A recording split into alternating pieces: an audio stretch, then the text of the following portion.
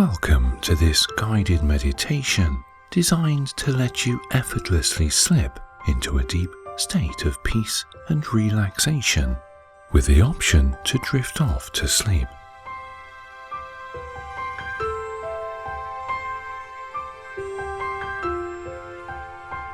Make yourself comfortable and close your eyes. Breathe in through your nose to the count of 4. Hold your breath to the count of 4 and then release it through your mouth to a count of 5. Do this several times. That's in for 4, hold for 4, and release for 5.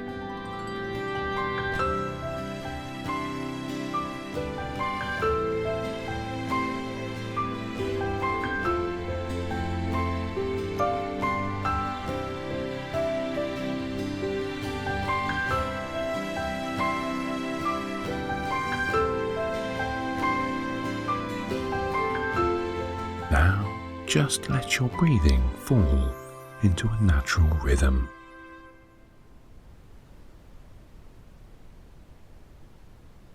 You are standing in a quiet street, in a peaceful village.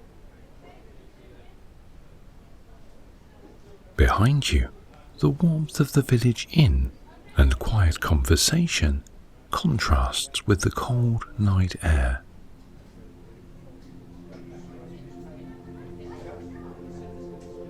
You stand for a moment, breathing in the clear air with its touch of frost.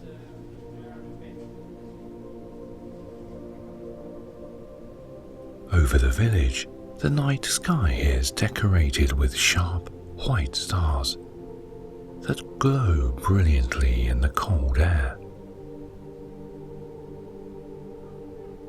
The older people who live here have glanced with their wise eyes at the inland moors and predicted snow would fall tonight.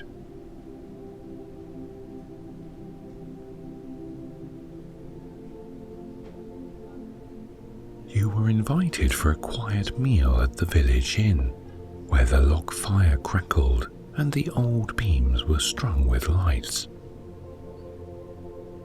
The inn is a cozy place where the food is always excellent. You lingered a little, but you have a few things to do at home because tonight is Christmas Eve. Everyone in the village celebrates something this time of midwinter, whether Christmas or not, and every person accepting of the other's beliefs and celebrations.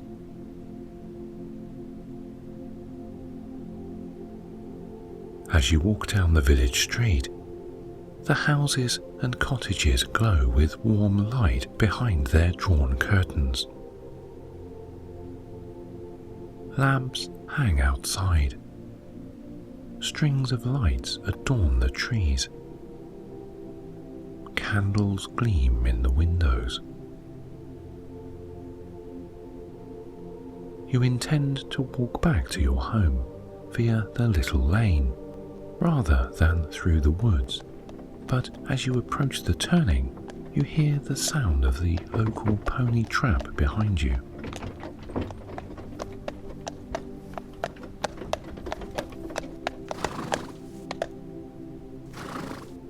An older lady who lives at a nearby cottage is already sitting in the trap and waves to you. You get in and sit down opposite her. The driver has provided a warm blanket to tuck around you if needed, and a little portable foot heater warms your feet.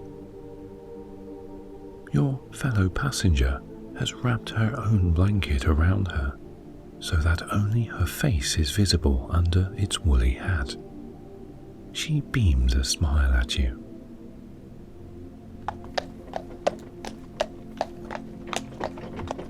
The pony trap moves on again, and you leave the houses of the village behind.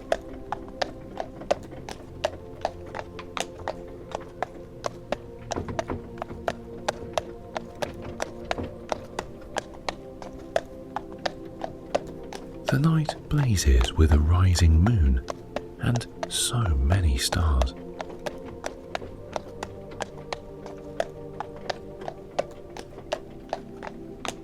A touch of frost lies on the fallen leaves in the ditches.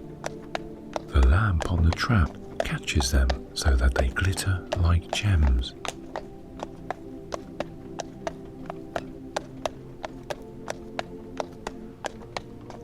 "Oh yes," your companion says, "it's a clear night now, but the snow is coming in," and she turns in her seat to point to the hills and moors beyond. They form a dark line against the starry sky, but it does look as if cloud is pushing in. A little cold breeze shivers the bare branches of the trees.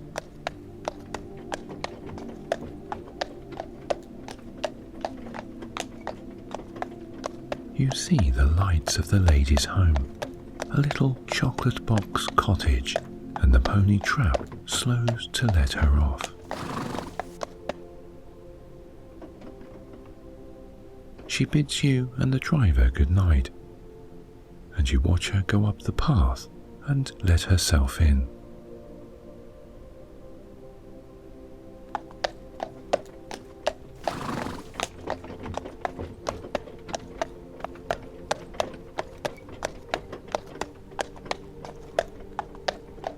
Your own home is a little further on, and you sit back, listening to the turn of the wheels and the crisp clip-clop of the pony's hooves on the road.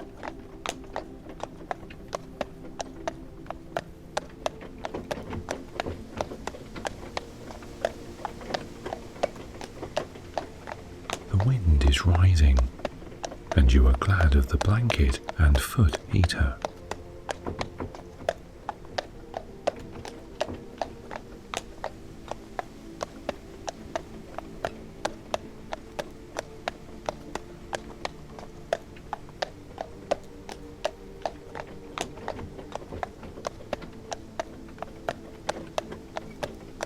You see the lights of your house show through the trees and feel the pony slow coming to a stop outside your gate. You fold up the blanket and leave it on the seat, then step down, thanking your driver. They raise a hand and wait until you have opened your door. Then move away.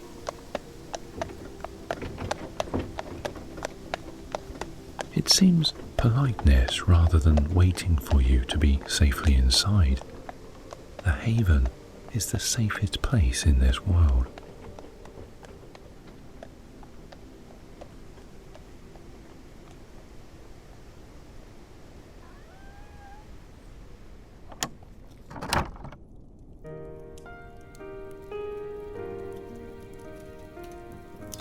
It is always wonderful to step inside your home.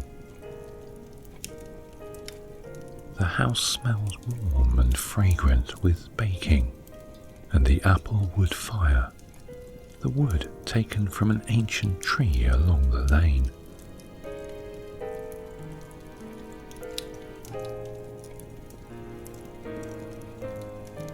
You settle in your living room, where the lighting is low and the fire glows. You can hear at the window the howl of the wind, but you are warm, safe, and cozy.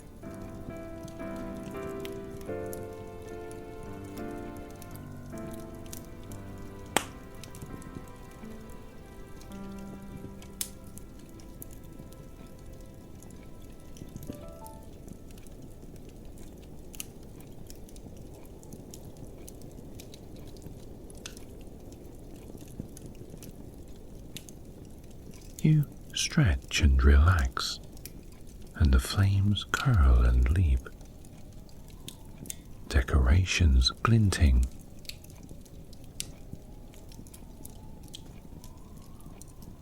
are already gifts delivered by the pony trap from people in the village. Here, it truly is a season of goodwill.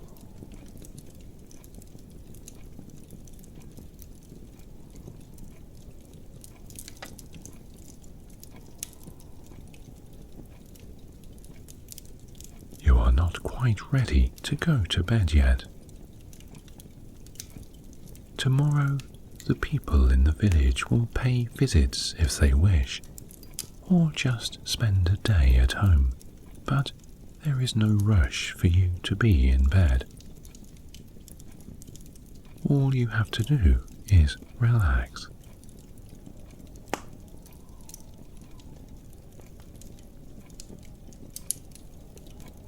You listen to the wind, the crackle of the fire, and slower than them, the old clock ticking.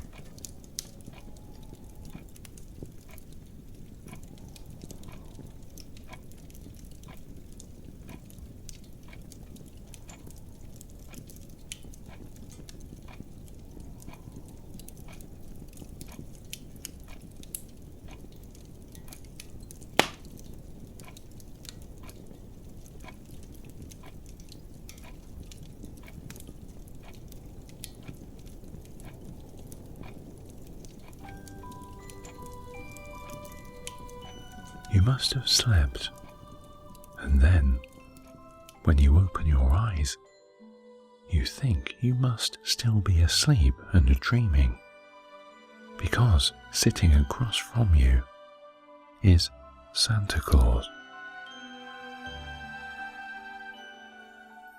You remember that you dreamed this last year, and that he looked both like and unlike your childhood imaginings.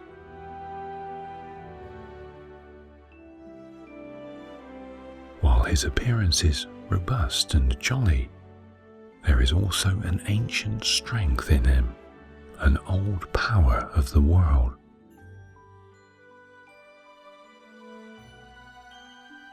Earlier, you laid out the traditional snack for him, drink and cookies, and he sits contentedly, sipping and eating.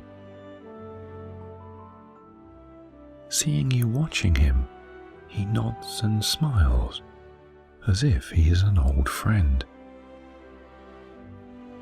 You notice the clock shows midnight, a time of power, and yet there is no sound of it ticking, and the second hand does not move. The fire in the hearth is frozen in its dance.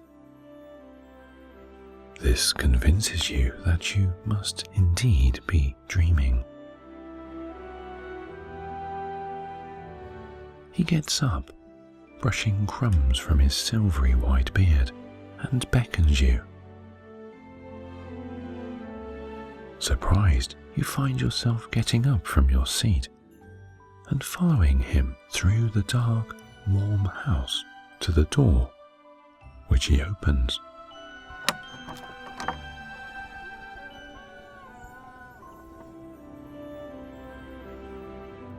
It is snowing. The old people of the village were right.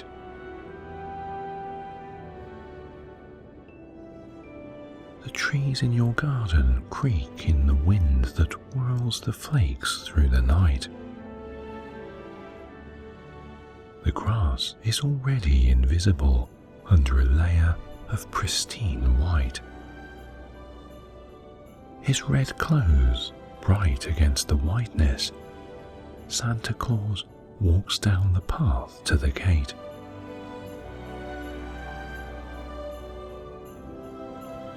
The lane, too, is snow-covered, and on it rests a sleigh drawn by reindeer as pale as the snow.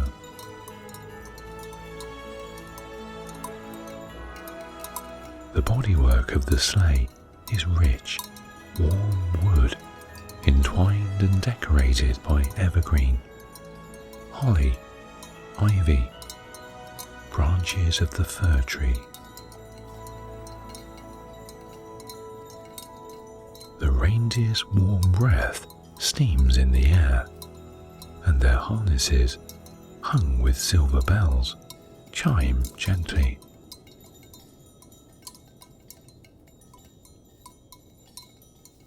Santa Claus gestures, and you can only interpret this as an invitation to ride in the sleigh. He reaches out a hand, brawny and strong as that of a blacksmith, and helps you in. The seat is red leather, surprisingly comfortable, and there are warm blankets to tuck around you. The reindeer walk forward, and the sleigh glides slowly over the snow, and then faster and faster. You expect it to turn the curve in the lane, but it does not. The deer take a leap, and then they and the sleigh, with you in it, are in the air.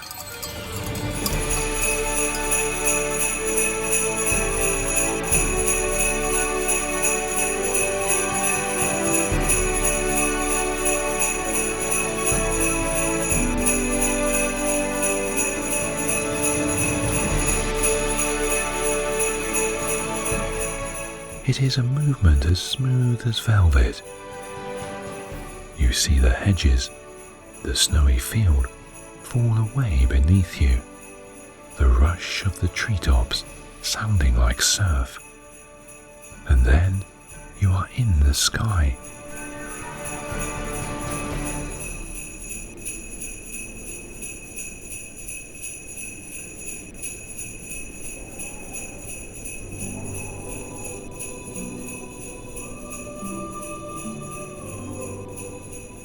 The snow flicks past you. The wind streams an icy bite on your face. You feel exhilaration, a sense of magic that makes you want to laugh. The sleigh climbs yet higher, and the snow stops. The great, cold winter moon sails out from behind a cloud bank and lights the white night.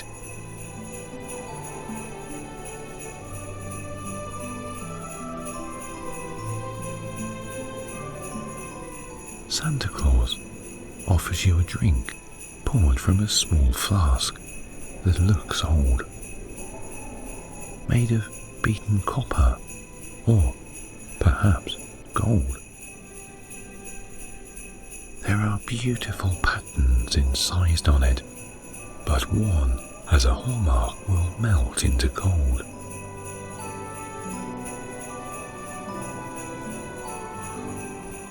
The drink tastes strange, fiery, a little sweet, and it warms you from head to toe.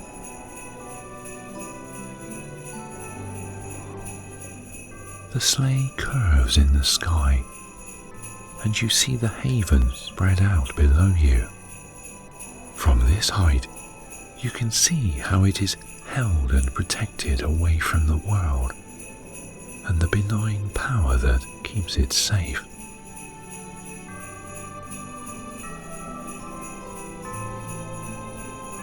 The old stones that are scattered around the village and surrounding areas are shining, sending columns of silvery light up into the sky.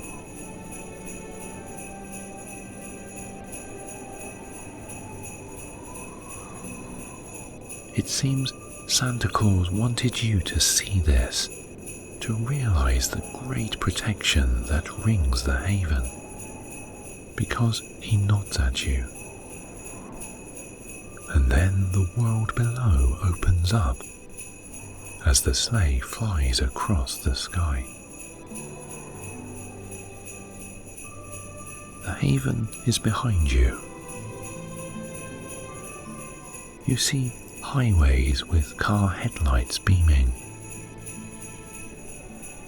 clusters of villages, small towns, the great glowing spread of cities.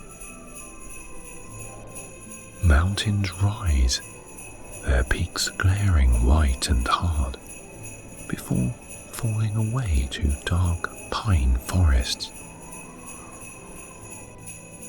Rivers catch the glint of stars, and lakes lie dark and still, reflecting the moon.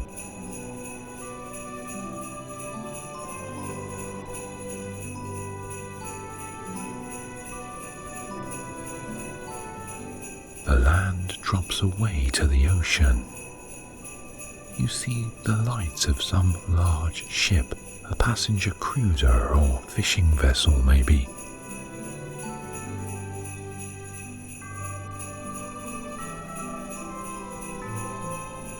You seem to cross hundreds of miles of ocean in a few minutes until you cross the shore of a new land.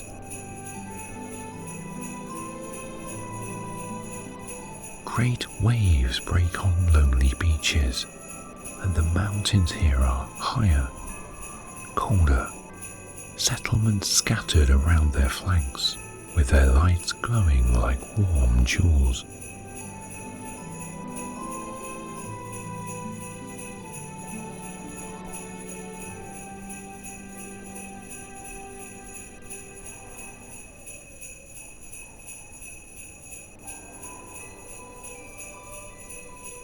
There are moving lights in the sky you realize are aircraft, and Santa Claus gives you a grin, which looks a little mischievous. Although he says no word, you understand that there's no danger.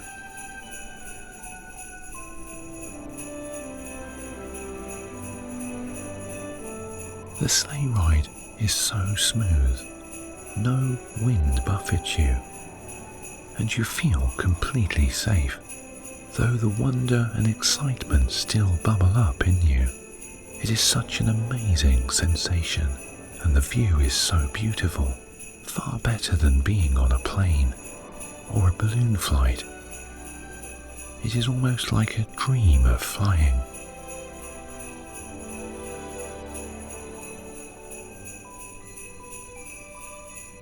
The sky to the north flickers and flashes with streaming curtains of luminous colour. The aurora borealis are lighting up as if to provide you with a show. It is breathtakingly beautiful and almost looks like some magical creature, some bird of ice and colour dancing on the rim of the world, shedding light and colour in waves and streams down to the earth below.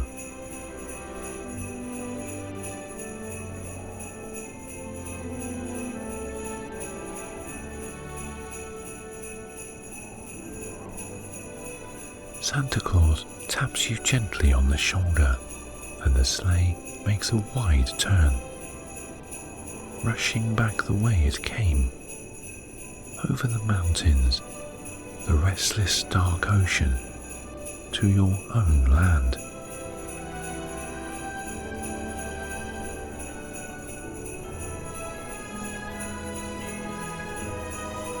Snow begins to fall again. You watch a flake melt on your arm and its incredible star-like pattern.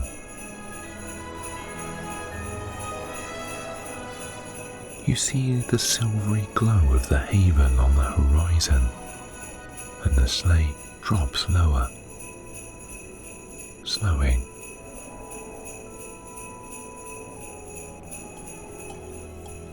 The roof of your house shows among the snow trees, and then the sleigh comes down very gently on the lane.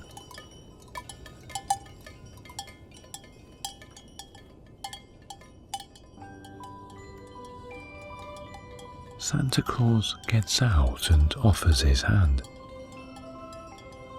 He pats the streaming necks of the reindeer as he escorts you back indoors, and you do the same.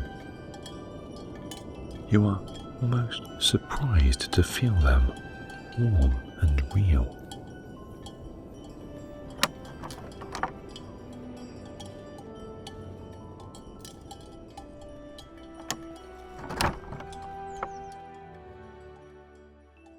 In your living room, Santa Claus finishes the drink he left behind and smiles his thanks. He then looks up at the clock and you follow his gaze. It still shows just on midnight, and the fire is still held motionless in its dance. This answers a question you had wondered as a child. How does Santa Claus travel the world in one night? Your flight and the clock give you your answer. For him, time is frozen.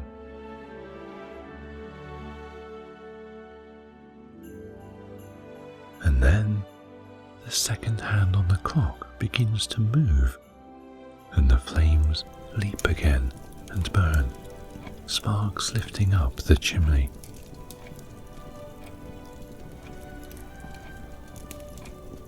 You sit down, and Santa Claus smiles at you, lifting his hand as he goes.